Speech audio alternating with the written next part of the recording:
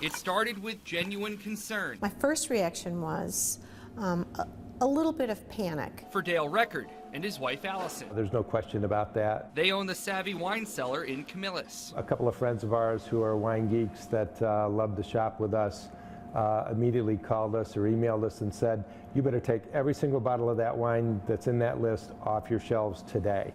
In California, a lawsuit by the testing company Beverage Grades says 28 California winemakers had too much arsenic in their product. According to the lawsuit, the company tested 1,300 bottles, of which 83 had levels 5 times the limit allowed for water.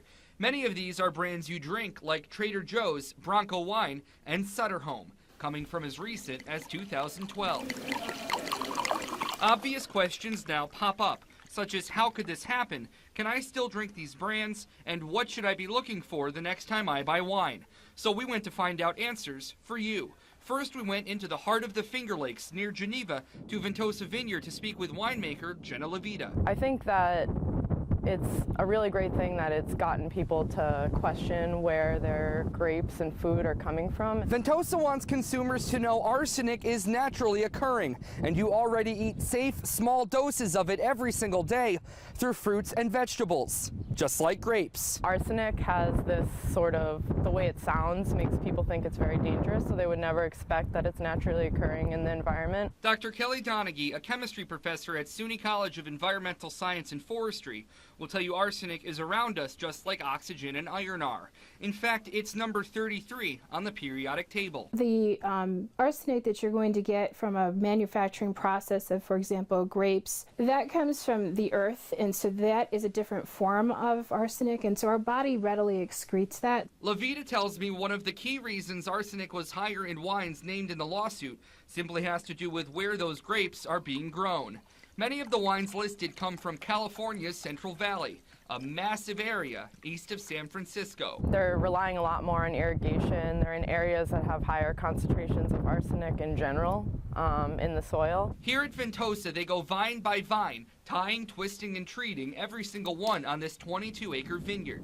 But compared to big companies, this is a small operation. If you're relying more on irrigation, it's possible that you could be putting more arsenic onto your plants through that water system.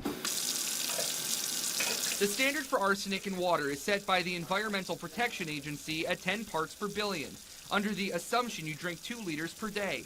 The highest levels found in one of the California wines was roughly 50 parts per billion. There is no standard for arsenic in wine in the U.S. I just don't think it's an issue. I think we ingest arsenic across the board in our diet, and this is just one other source. Even though just about everyone drinks less than 2 liters of wine a day, the wine seller says it's still smart to know where your wine is coming from. If you're really concerned about the levels of arsenic in the glass of Chardonnay or Cabernet that you're drinking every day, then you should maybe stay away.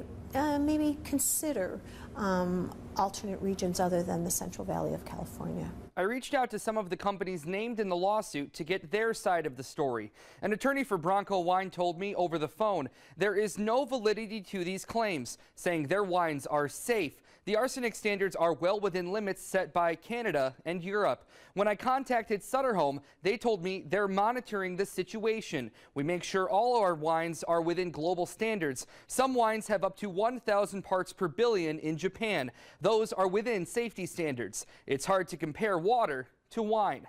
This is all information for you and your family in the middle of a lawsuit which could alter an industry. Reporting for NBC3, I'm Alex Rusilla. Matt?